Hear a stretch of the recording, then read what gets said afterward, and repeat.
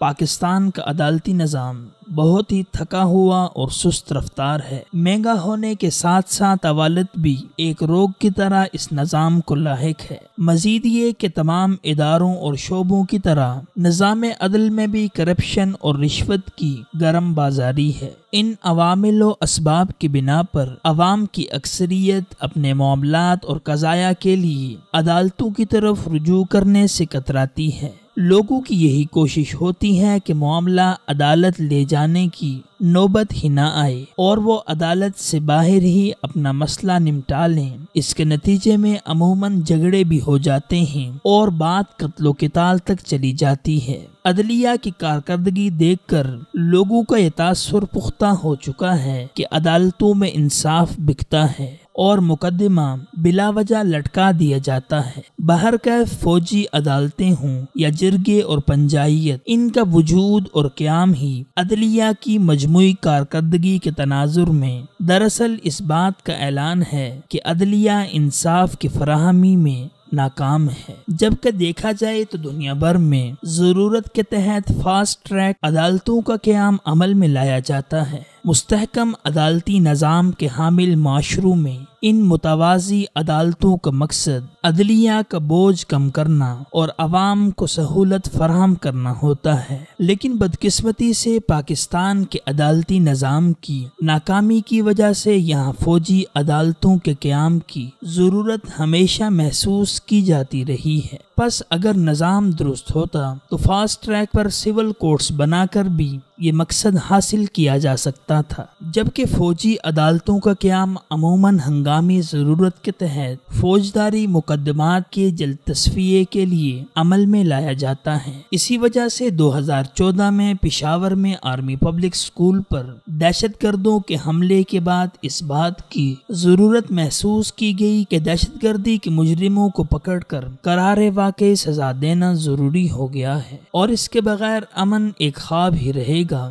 یہ بات یقیناً صائب تھی، تاہم موجودہ عدالتی نظام میں بہت سی خرابیوں اور طریقہ کار کے طویل ہونے کے باعث فوجی عدالتوں کو عدلیہ کا نعم البدل سمجھ لیا گیا اور قانون سازی کے ذریعے ان عدالتوں کو آرمی ایکٹ کے تحت آئینی تحفظ دے کر فعال کر دیا گیا، جبکہ ان عدالتوں نے درجنوں دہشت گردوں کو پھانسی دے کر نشان عبرت بھی بنایا ہے۔ لیکن فوجی عدالتوں سے منطقی انجام تک پہنچنے والے کئی مقدمات کے ضمن میں آئین اور قانون پر نظر رکھنے والوں نے تحفظات بھی ظاہر کیے ہیں۔ چنانچہ انہوں نے اس بات کو بھی محسوس کیا ہے کہ ان عدالتوں سے صرف مذہب کی بنیاد پر دہشت گردی میں ملوث عناصر کو ہی سزائیں دی گئی ہیں اور دوسرے کسی بھی مجرم اور دہشت گرد کو ہاتھ تک نہیں لگایا گیا۔ علاوہ ازیں جب فوجی عدالتوں کے لیے مسودہ قانون تیار کیا گیا تھا تو اس میں اس بات کی صراحت کی گئی کہ صرف مذہب اور فرقے کی بنیاد پر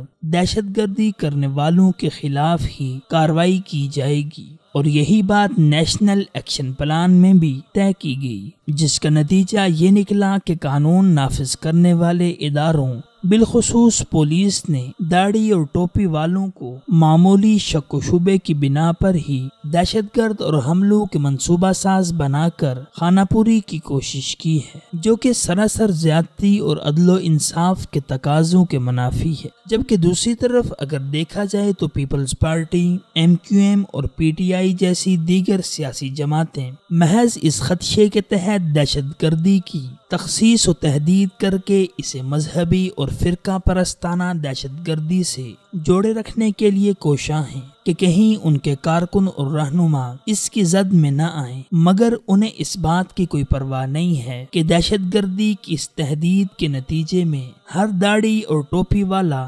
ریاست کی نگاہ میں مشکوک ٹھہرا تو کس قدر بے گناہ افراد اس کے شکنجے میں آئیں گے۔ سوال یہ ہے کہ کیا ایسے افراد کا کوئی انسانی حق نہیں ہے؟ آخر کیا وجہ ہے کہ مذہبی افراد کو ہی قربانی کا مینڈا بنا کر مذہب کو ریاست کے مقابل کھڑا کرنے کی کوشش کی جا رہی ہے؟ چنانچہ تعصب کی اینک اتار کر انصاف کے تقاضوں کے مطابق اگر دیکھا جائے تو مذہبی حلقوں کے اس موقف میں زیادہ وزن محسوس ہوتا ہے کہ دہشت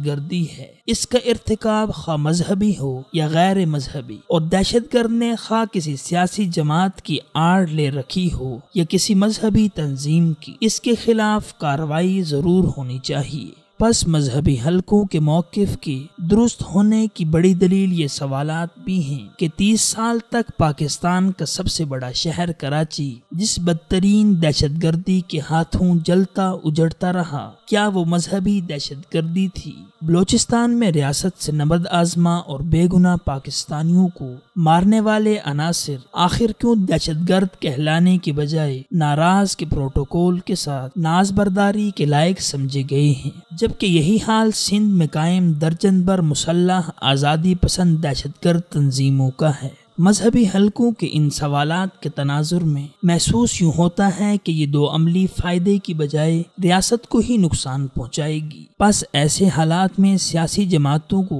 یہ چاہیے کہ وہ دہشت گردی کو صرف مذہب کے ساتھ خاص کرنے کی بجائے اداروں کو عدل و انصاف اور شفافیت کا پابند بنا کر ہر طرح کی دہشت گردی کے خلاف کارروائیوں کی حمایت کرنی چاہیے، اور مذہبی و فرقہ پرست دہشت گردوں کے ساتھ ساتھ کراچی، اندرون سندھ، بلوچستان اور کوہاٹ سمیت ملک بھر میں قتلوں کی سینچریاں کرنے والے دہشت گردوں اور ان کے سہولت کاروں کو بھی تختہ دار پر لٹکانا چاہیے، اور اس بات کو بھی ضرور مد نظر رکھنا چاہیے کہ کفر کے ساتھ ریاست تو چل سکتی ہے مگر ظلم کے ساتھ ہرگز نہیں۔